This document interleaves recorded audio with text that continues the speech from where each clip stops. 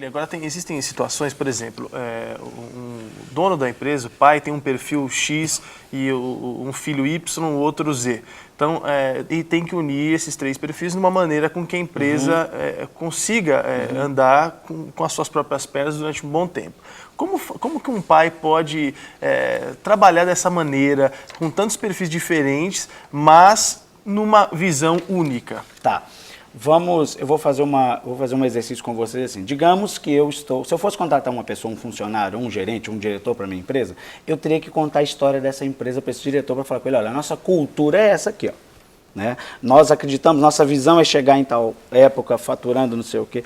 Quando o pai, nas situações que eu já encontrei, quando o pai apresentou dessa forma profissionalizada para a equipe, para o sobrinho, para o outro irmão dele, sei lá, as pessoas geram uma admiração e aí as pessoas inclusive se reconhecem e falam assim, olha, não sei se eu estou preparado para isso não, preciso me preparar. Quer dizer, então eu posso aguçar o interesse dessas pessoas, porque às vezes o pai tem paciência para conversar com um amigo dele sobre a empresa dele, ele fala maravilhosamente da empresa dele, com muito orgulho, e com o filho ele não tem a paciência. Sim. Entende? Então quando eu resolvo na empresa, nas paredes da empresa, eu falo, vou montar uma apresentação bonita, vamos fazer uma reunião bem bacana, eu vou apresentar a empresa para vocês, como é que isso aqui começou, vou contar a história, isso até nós que não somos da empresa, nos enchemos de orgulho, falando, gente, que maravilha que é isso. Sim. Quando ele tem esse zelo, a possibilidade das pessoas converter essas diferenças para um único objetivo é muito maior. Quer dizer, vira até uma qualidade, porque aquele que é YZ consegue adequar o que tem dentro daquilo que é a visão. E é o que acontece em muitos fracassos que a gente vê nas empresas, né? Porque é exatamente a falta de comunicação. Talvez hoje, William, acho que a comunicação seria, o maior trunfo de qualquer empresa, né? Sim. E também separar o lado pessoal, porque às vezes a esposa trabalha junto com o marido. Nossa. E tem uma dificuldade muito grande nisso, principalmente quando você está gerindo um negócio, porque às vezes existe algum problema ali e eles vão levar aquilo para casa. Não só esposa e marido, mas pai, filho, e até muitas vezes acontecem brigas de pessoas desligarem, assim, cortarem relações por causa de algum trabalho que não deu certo. Sim. Então, como também lidar com esse desafio? Voltando, esse acordo tem que ser muito bem tricotado. Então, assim, olha, eu tenho diferença, você pensa de um jeito, eu penso de outro. Agora, lembra da pessoa, a empresa? Essa pessoa não pode, enquanto a gente está discutindo, essa pessoa está perdendo cliente. Enquanto a gente está discutindo, essa pessoa, quer dizer, alguém vai, às vezes é melhor, por exemplo, existem situações que nós criamos um conselho, nas empresas maiores, por exemplo, em grandes famílias, você tem um conselho da família, mas você traz alguém do mercado e põe para tocar o negócio. Quer dizer, você traz um gerente de fora e ele vai vir com ideias e detalhe, em alguns momentos você tem que dar a carta branca para ele, em alguns momentos você vai ter que deixar essa pessoa agir. E o coração de dono é igual coração de mãe, né? Ele é frágil, às vezes ele tem, nossa, mas coitado do Jean, não pode falar assim com ele não, fala, querido, se você quer que isso aqui ande para frente, essa é a forma correta. Não existe meio certo e nem meio errado. Existe certo e errado.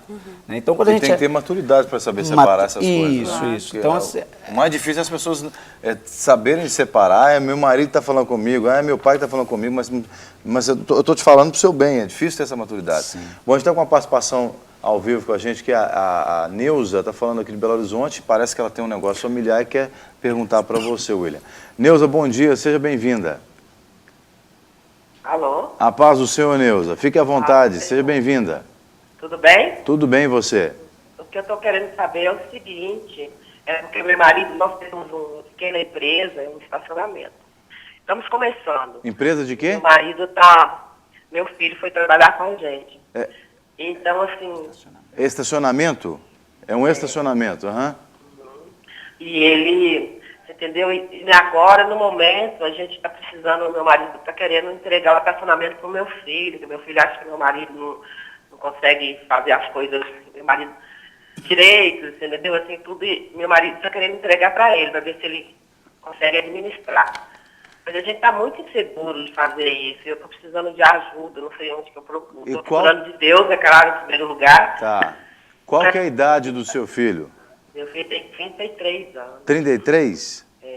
Tá bom, a gente vai... O William vai... Meu filho já trabalha lá com a gente, na parte de manobrar, ele sabe lavar carro, ele sabe as coisas. Mas meu marido está um pouco inseguro, sei lá, com o negócio em relação ao dinheiro. Mas o dinheiro né, para a raiz de todos os males. É bem, mas...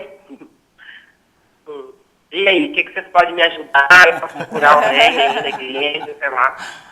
Ajudar meu marido. Nós estamos precisando de ajuda. Igual precisando de ajuda. Tá bom. Ô, Neuza, primeira coisa que eu vou sugerir para você, anote aí duas palavrinhas. Você vai anotar duas palavras. A primeira palavra é percepção e a segunda é expectativa. E aí você vai sugerir ao seu marido, e eu sugiro que... Sei o quê? Ela... Tá muito baixo. Tá, você vai nos ouvir agora pela televisão, tá bom? Nós vamos liberar a sua ligação aqui e o William vai te responder pela televisão. Muito obrigado pela sua participação, Neuza. Tá bom, obrigada. Vamos lá. A sugestão que eu vou te dar é, primeiro, peça ao seu marido para pegar uma folha em branco e escrever assim, ó, percepção e debaixo expectativa. E aí, tem que haver uma reunião entre vocês três e ele dizer para o filho de vocês, olha, o que eu percebo de você nesse negócio? Como eu percebo você aqui? Eu acredito que esse, aquele talento, essa, aquela competência você tem e esse, aquele talento, essa, aquela competência você não tem. E a gente vai buscar ajuda, fazer um curso, quer dizer, criar condições para que ele possa se preparar para isso, desde que ele queira, primeira coisa. E a expectativa é, o que eu, como gestor desse negócio, qual é a expectativa que eu tenho de você? Que você invista nisso aqui, que você trabalhe assim, assim, assado. Quer dizer, quando existe esse diálogo, a possibilidade do filho até ser muito sincero e falar assim, pai, não sou eu, é grande. Ou pode falar, não, pai, sou eu sim, pode confiar em mim. Então, assim, essa conversa, inicialmente tem que ter isso. Senão agora, você acha que, por exemplo...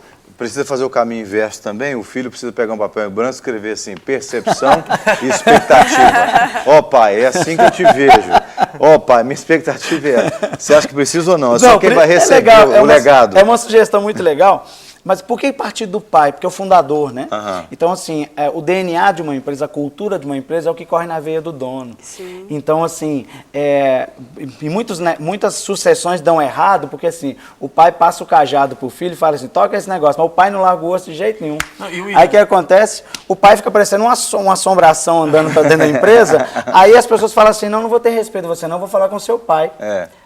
E aí, quer dizer, que o a pai... figura está sempre lá. Entende? Né? Então, assim, em algum momento é bom ele ter um certo distanciamento. É legal ele estar lá por conta dos clientes. Os clientes confiaram no pai primeiro. Sim. Mas em algum momento, numa reunião, por exemplo, é bom ele passar o cajado e falar assim, olha, querido, pessoal, é ele que resolve as coisas aqui agora. Agora, deixa eu até aliar a pergunta do Jean e fazer uma outra em cima, porque acontece, às vezes também, o filho olha pro pai e fala, meu, ele tá ultrapassado, esse cara aí é ultrapassado, então eu vou chegar e vou arrebentar, vou inovar.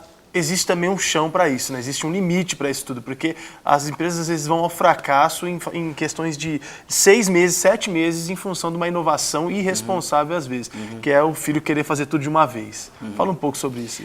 Eu acredito que tem que existir tato das duas partes, né? Então, assim, o filho, é o que você falou, né? Vamos na folha que você deu para o filho dele agora.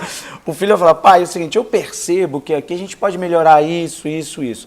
Às vezes, assim, uma radical inovação, da noite para o dia, coisa que não foi feita em 20 anos, vai se fazer em uma semana, pode comprometer o resultado. Aí o pai, acredito eu, tem maturidade para falar para o filho. Se ele tiver maturidade de jeito, para explicar para o filho, filho, já tentamos isso antes, isso aqui não aconteceu, vou te explicar por quê. Talvez a falta de diálogo gera isso. Então, assim, o filho não sabia que aquilo tinha sido tentado antes. Entendeu? Então, quanto mais esse comprometimento de ambas as partes, um sucessor bacana, ele sabe pegar a veia boa do pai dele e fala assim, pô, você tem umas qualidades que eu não tenho, eu vou trabalhar só daqui a uns 20, 30 anos que eu vou ter.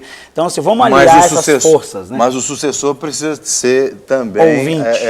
E é ensinado a valorizar as qualidades, né? Porque às vezes o cara que é o que está passando o cajado, né, o bastão, ele não ensina o outro a valorizar, ele não valoriza as qualidades do outro, então, como é que quer que o outro o valorize, né? Quando eu sugeri conta a história desse negócio para o filho, é para ajudar essa valorização. Olha, quando a gente ouve a história de alguém que começou do zero e chegou onde chegou, nos casos de sucesso, você fica emocionado com aquilo. Claro. Então, a possibilidade do filho sentir mais orgulho, o filho dele chega a arrepiar e fala, poxa vida, esse é meu pai.